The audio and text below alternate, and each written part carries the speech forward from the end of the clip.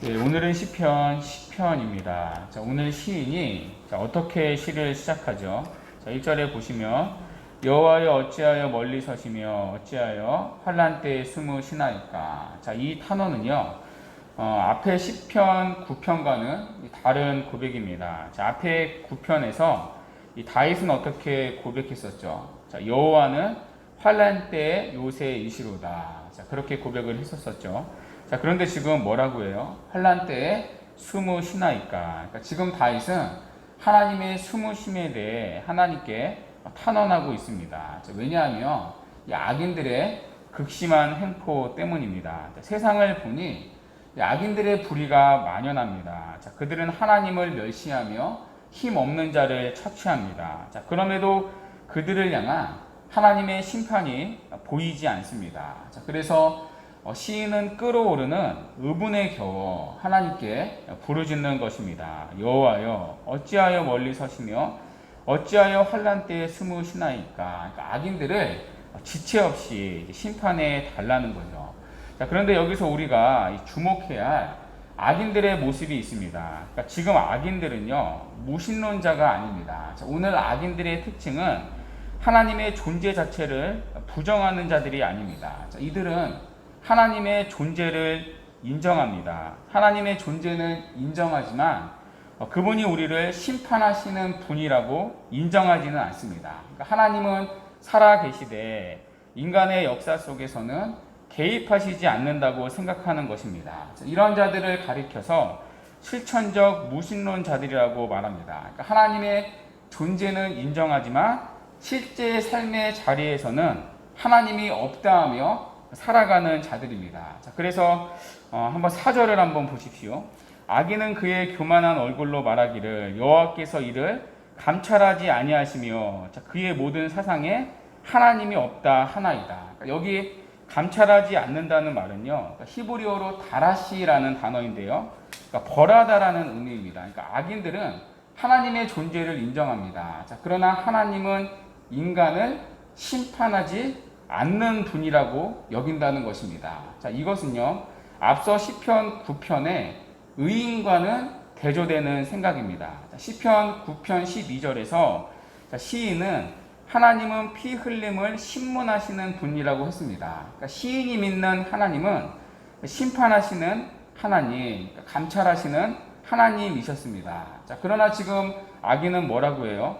하나님은 감찰하시지 않는다는 것입니다. 그러니까 하나님이 살아 계시는 것은 인정한다. 자, 그러나 하나님의 심판은 나에게만큼은 나에게 미치지 않는다는 것입니다. 자, 그래서 그들은요, 그들의 모든 사상에 하나님이 없다 말하는 자입니다. 그러니까 겉으로는 하나님이 없다고 말하지는 않지만 그의 사상에는, 그의 생각에는 하나님이 계시지 않다는 것입니다. 입술로는 고백을 하지만 마음에는 하나님이 계실 자리가 없다는 것입니다. 자, 그래서 11절을 한번 보십시오.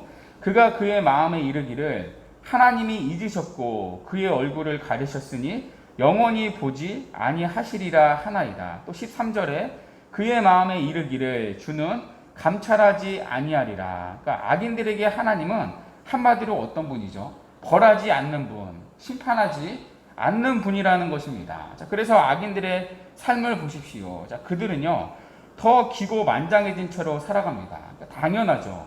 하나님이 심판하시지 않는 분이라면 여러분 무서울 게 뭐가 있겠습니까? 하나님의 뜻대로 살아야 할 이유가 무엇이 있겠습니까? 걸릴 게 아무것도 없는 거죠. 자, 그래서 악인들은 거침없이 죄악을 행합니다. 자, 그들이 짓는 죄의 목록들이 이제 2절부터 11절까지 기록되어 있습니다. 그러니까 다윗은 지금 하나님께 그들이 지은 죄를 열거하며 이제 고소하는 것입니다. 자, 크게 네 가지로 정리될 수 있는데요.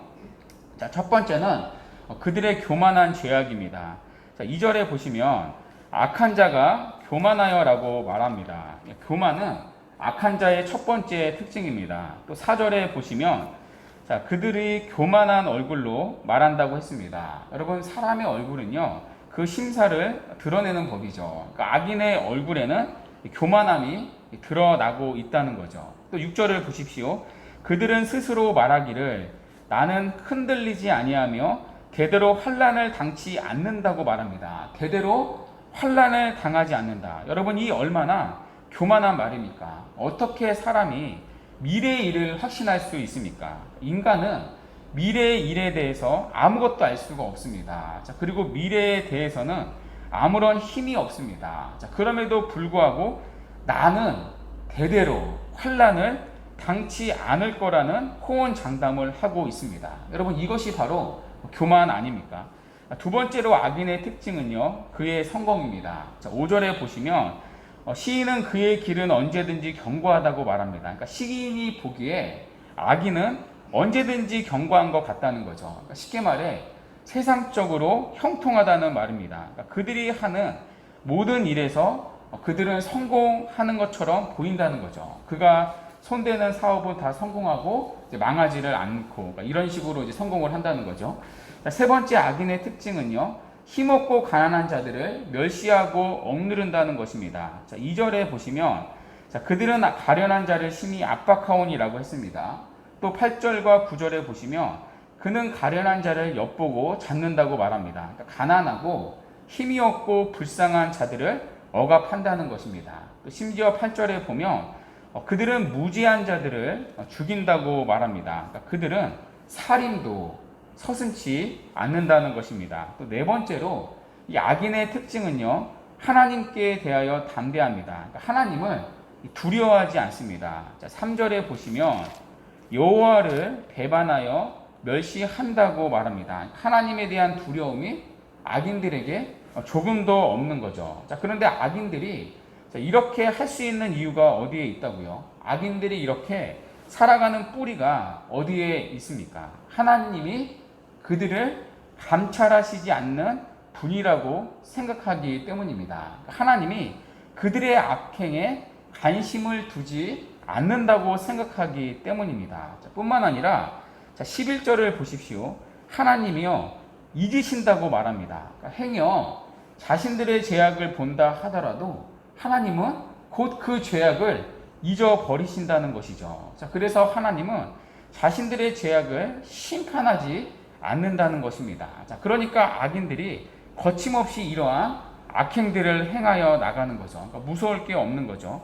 자, 문제는 악인들이 그럴수록 지금 시인은 더 고통 가운데 처해 있습니다. 자, 그런 악인을 향해 하나님이 침묵하는 것처럼 보이기 때문입니다. 자, 그래서 시인은요, 하나님께 간절히 부르짖는 것입니다. 자, 그것이 12절부터 15절까지의 내용입니다. 한마디로 저 악인들에 대해 하나님의 심판을 강구하는 것입니다. 자, 하나님은 감찰하시지 않는다고 말하는 저들을 감찰해 달라는 것입니다. 그러니까 벌하여 달라는 것이죠. 12절을 한번 보십시오.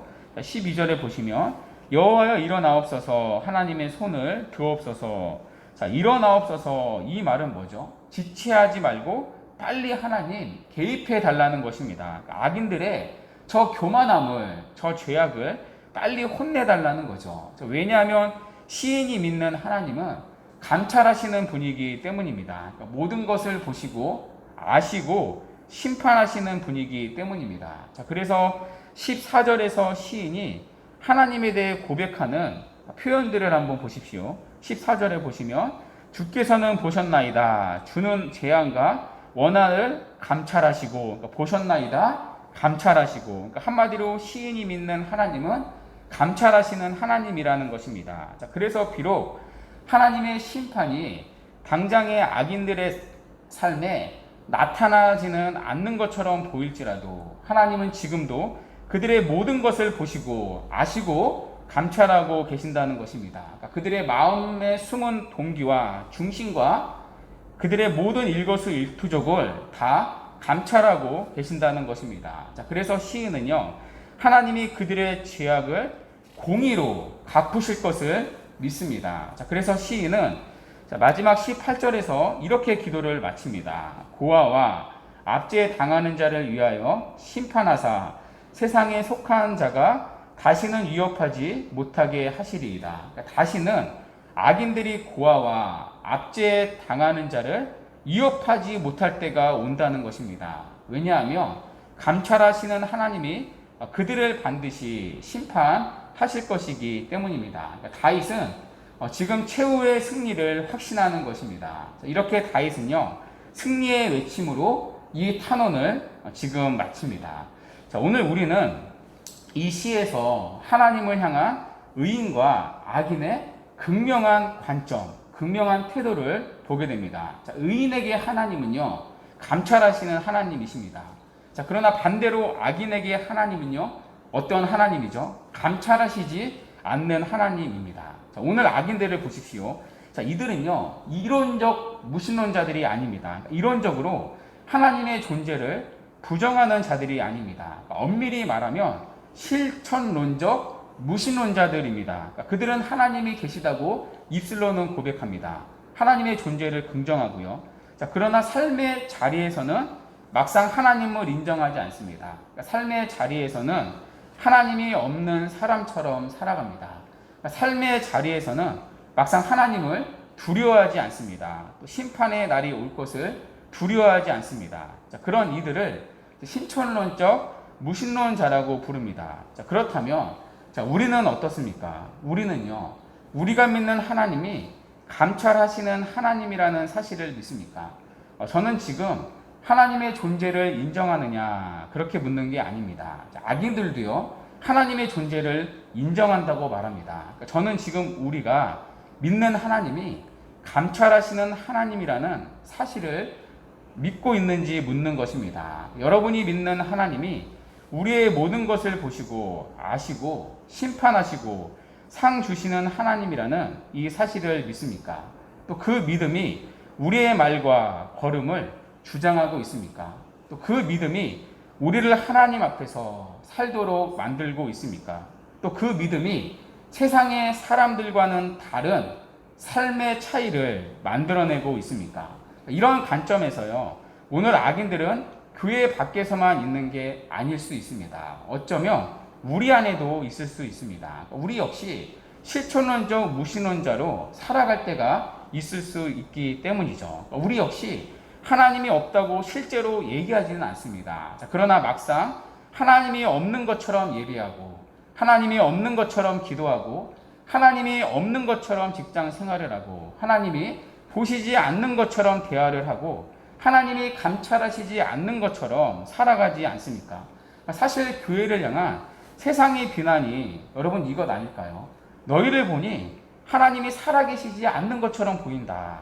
하나님이 살아계시다면 어떻게 하나님을 믿는다 하는 너희들이 그렇게 우리가 똑같이 살아갈 수 있니? 오늘날 교회를 향한 세상의 비난이 이것 아닙니까? 실천론적 무신론자들이라는 비난인 거죠. 자, 그러니까 오늘 시편은요, 악인과 어리석은 자가 밖에 있는 것이 아니라 우리 안에 있을 수 있다는 생각을 하면서 읽어야 합니다. 오늘 말씀을 통해 우리를 돌이켜 볼 수 있어야 하는 거죠. 혹시 우리가 실천적 무신론자로 살고 있는 건 아닌지 돌아봐야 합니다. 자, 그럴 때 우리는 시편이 주는 교훈을 바르게 누릴 수 있습니다. 자, 바라기는 오늘 우리의 삶이 하나님 앞에서 살아가는 코람데오의 삶이 되기를 바랍니다. 입술에 고백만이 아니라 삶의 자리에서 하나님이 시퍼렇게 살아 계신 것처럼 하나님 앞에서 살아내는 은혜가 있기를 바랍니다. 자, 그래서 오늘 하루 우리의 삶을 통해 세상에 살아계신 하나님을 증거하며 살아가는 복된 은혜가 우리 모두에게 있기를 간절히 바랍니다. 아멘.